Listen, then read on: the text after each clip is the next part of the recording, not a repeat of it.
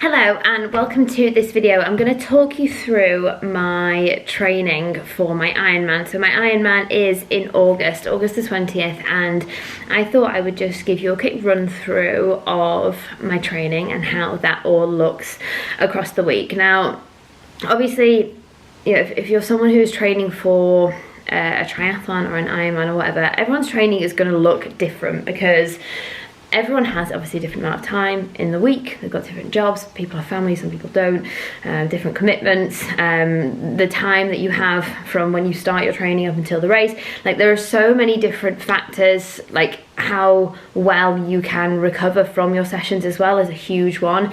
If you don't have particularly good recovery for whatever reason, maybe you don't sleep too well, I don't know, there's so many different things that can impact your training volume. So like, my training volume will probably look different to someone else's. It'll probably look not very much to some people, probably look like a lot to some other people. So obviously just take whatever you see, like, from anyone's training. This shows for anyone. Like, when you see people on social media, like, it's important to take everything with like a bit of a pinch of salt. And also, yeah, obviously, yeah, everyone is so different, or we're built so differently, we're starting from different places, so I think that's important to remember that one. So I have a coach, and he programs all my training for me. He does it all on Training Peaks, which I get on really well with as an app. I love it because I can connect everything to my Garmin, so that is really, really helpful. How my training looks across the week, so I have 3 swims with an optional 4th swim. So Monday, Wednesday, Friday are definite swim days. Saturday is a potential swim day.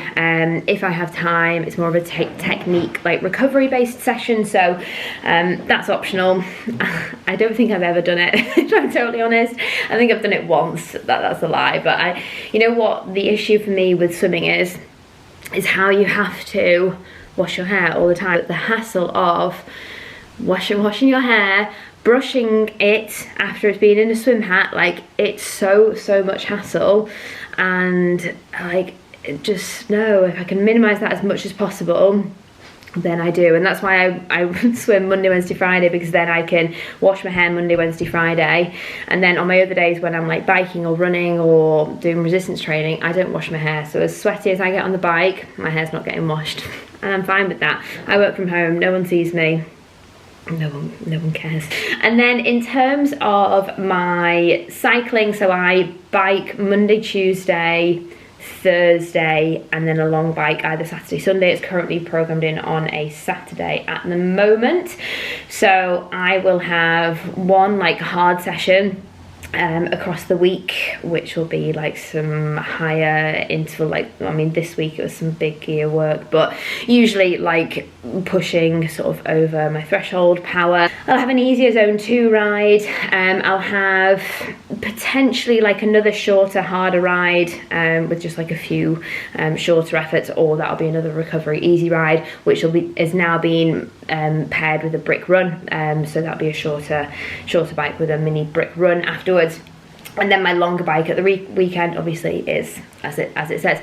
I've not been getting out on my bike more recently because it's been icy here in England. I am in the UK and it is icy, so I've not been getting out on my bike. So there have been some longer rides on my watt bike, which I mean, it's fine, like, I just watch a film or whatever, but it is boring as hell, and I am looking forward to getting outside, which is big for me because last year when I did my half Ironman, the thought, I mean, I didn't even have my own bike for my half Ironman. I rented one and I did all my training on my mum's old bike.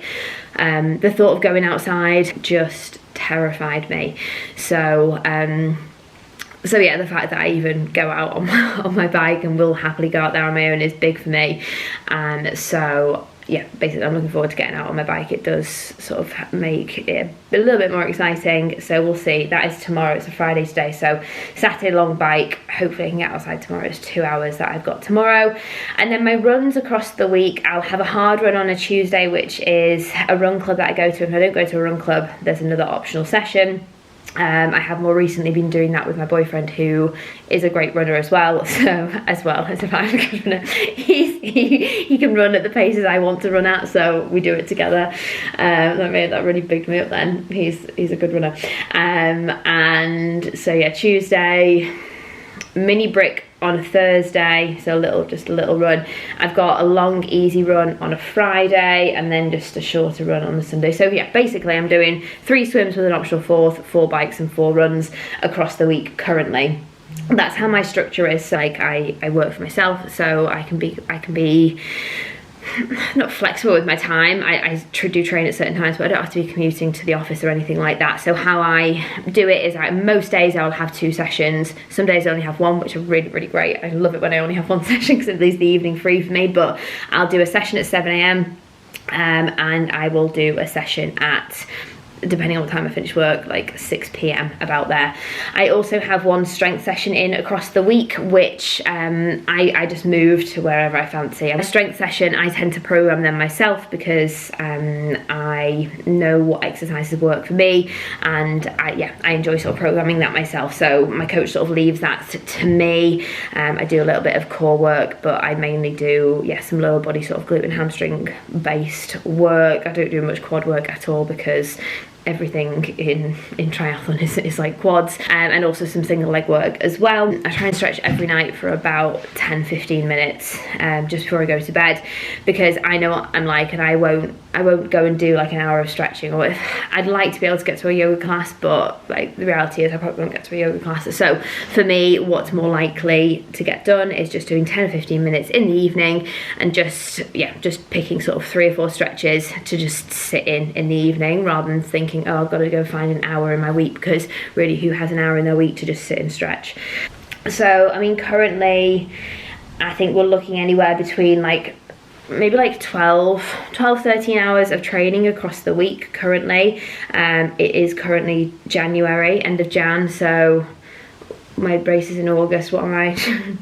March, April, May, June, July, August. 7 months out from my full Ironman, about 5.5 months out from my half Ironman. So I've got plenty of time. When I did obviously my race last year, I built a really good base of fitness, and I didn't really, like, my training volume pulled down a bit obviously after my race last May, but I haven't really stopped training. I really enjoy my training. Or maybe I've just got that sort of beginner's like triathlete bug sort of thing that I'm like, I love it. We pull back every so often, like over Christmas, training volume was lower, but I've not really like stopped and taken a break. I don't feel like I need a break. Training is a huge part of my life, so I feel like we're starting at a really good base this year, which I'm really excited for. So that is how my training looks, and hopefully I've found a way to put it on the screen so you can also see. But yeah, I do find Training Peaks really useful because I can just sort of move things around. In an ideal week, I've got certain days on certain sessions on certain days that I'll do, but like last week, for example, I was away visiting a friend, so I had to move everything around. I am quite flexible with it, but what I always make sure I do is plan ahead of time, because when you've got 14 sessions to fit into the week, if you miss a couple of sessions at the beginning of the week, you're very much chasing your tail at the end of the week. That's what I found. So I make sure that I have a good plan across the week, and as I said before, making sure my recovery is on point. I think because of my background of being in bodybuilding, and I've paid quite close attention to my nutrition, I've paid very close attention to like my recovery, I am very much on top of all of that. I do recover quite well because I do prioritize my nutrition, I do prioritize my sleep, I try and minimize stress as much as possible, just so I do feel really good for my training sessions. But that being said, with me being quite in tune with my body, like I'm not an idiot. If I am feeling a bit run down one day, if I'm not feeling my best, like I don't have any issue with missing a session. That's something I would say to my clients, it's better to miss a session than try and push through it and do it half-arsed to then compromise the rest of the week. And if you're not feeling your best, then you know, move it on for the day. And that's why as well, with us being about 7 months out from the Ironman, like I've started training quite early for this, so I'm not sort of stressed about it if I do have to miss a session, or if I'm, you know, do feel a bit of a niggle. Something my coach always says, any niggles or anything, like, don't run through it, just pull back and just leave the session, because there's no point in running through something, creating an injury, and then being out for a couple of weeks or months or whatever. So yeah, it's just about being sensible. I think playing the long game, and not risking anything, not going too hard too soon, I think is a really important one as well. So I think that just about covers everything. I mean, I'm sure I've probably forgotten something, but yeah, that is currently how my training is looking. Oh, this is bound to change. The sessions at the weekend are going to get longer, the runs are going to get longer, the bikes are going to get longer, but like across my week, I'll only maybe have like 4 hard, like, key sessions.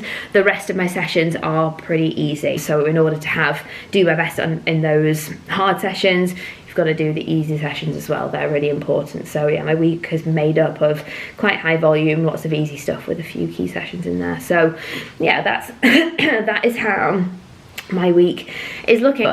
Any questions, I'll see if I can answer anything. And yeah, thank you for watching. Hope you enjoyed, and catch up soon.